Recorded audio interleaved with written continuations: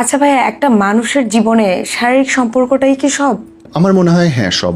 কিভাবে ব্যাখ্যাটা বলি, তুই যদি তোমার হাজবেন্ড এবং তুমি যদি চিন্তা করো, তোমরা বিয়ে করছো একজন আরেকজনকে, কারণ তুমি মেয়ে সে ছেলে, তুমি আরেকটা মেয়েকে বিয়ে করো নাই তো? না। কেন করো নাই?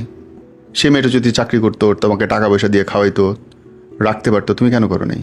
কারণ আমাদের শরীর দুজনের দুই রকম, আমাদের দুই রকম চাহিদা এক হয় একটা জায়গায় গিয়ে, এবং সেই জায়গাটা শরীর ম্যাটার করে। শারীরিক ভিন্নতা, মানসিক ভিন্নতাই আমাদের পরিবারকে একসাথে রাখার জন্য প্রধান উপকরণ। তুমি যদি জানো যে কোনো একটা ছেলে শারীরিকভাবে অসুস্থ, বিয়ে করবে কোনো মেয়ে? কেন করবে না? বিয়ের আগে যদি জানে ওই ছেলের শারীরিক মিলন করতে সক্ষম না, কোনো বাপ বিয়ে দেবে না? নিজে কোনো মেয়ে লাফাই যাবে যে হ্যাঁ আমি তারপর বিয়ে করবে না? কোটিতে একটাও করবে না। তার মানে শারীরিক মিলন এবং যোগ্যতা দুটো জরুরি। এখন আসো, সমস্যাটা কই হয়, কেন তুমি এই প্রশ্নটা করতেছো? যে একটা পর্যায়ে গিয়ে মনে হয় যে হাজব্যান্ড বাইরে মিশতেছে, অন্য নারীদের সাথে মিশতেছে, তাইলে কেন মিশতেছে? সে শুধু শরীরের জন্য মিশতেছে?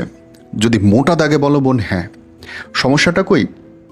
সমস্যা হচ্ছে তুমি এমন একটা পরিবেশ হয়তো তোমার নিজের অজান্তেই তৈরি করে রাখছো ঘরের মধ্যে, যে তোমার সাথে মিশতে তার আগ্রহ হয় না।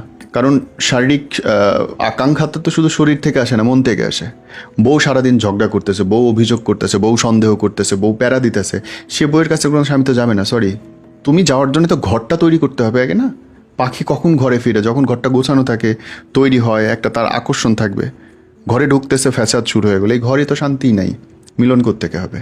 সো সে তখন নিজের ডিপ্রেশন, নিজের আকাঙ্ক্ষা কাটানোর জন্য পরনারীতে আকৃষ্ট। আমি তো বলি যে 100 ভাগের মধ্যে 99% যেসব পুরুষ মানুষ বাইরে যায় তার ঘরের মধ্যে ঝামেলা আছে।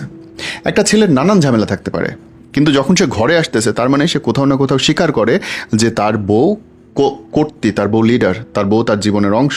যখন সে ঘরে ফিরতেছে তখন তো বউয়ের উচিত ওই জামাইয়ের সমস্ত ঝামেলাগুলোকে কাটায়ে তাকে নিজের মতো করে গুছায়ে প্রেজেন্ট করা, তার জন্য শান্তির ব্যবস্থা করা, তার জন্য ভালোবাসার ব্যবস্থা করা, নিজেদের ভুলগুলো শুধরানোর চেষ্টা করা। এবং অবশ্যই সেটা মেয়েদের দায়িত্ব বেশি, অবশ্যই, কারণ ঘরটা মেয়েদের, ফ্যামিলিটা মেয়েরাই তৈরি করে। ছেলে মানুষের অনেক ক্ষমতা আল্লাহ দেয়নি। সো তুমি যখন তার জন্য শরীর মন কোনো আগ্রহের জায়গা রাখতেছো না, তার বিনোদনের কিছু রাখতেছো না, তার রিল্যাক্স হওয়ার জন্য কিছু রাখতেছো না, তার আরামের জায়গা রাখতেছো না, সে তো বাইরে যাবে বোন, তুমি ঠেকাবা কেমনে? সো শরীর ম্যাটার করে, সে ছেলের জন্য ম্যাটার করে, মেয়ের জন্য ম্যাটার করে। অনেক ছেলে আছে যে বাইরেই মিশে আসতেছে, তার বউয়ের সাথে মিশতেছে না। ওর বউ তো চাইলে অনেক কিছু বলতে পারে, সেও চাইলে যাইতে পারে, তখন ছেলেটা কোন মুখে থামাবে? সো আমার মনে হয় শারীরিক কাছে আসাটা একটা পারফেক্ট কাপলের জন্য জরুরি এবং অতি জরুরি, দুইজনের জন্যই জরুরি।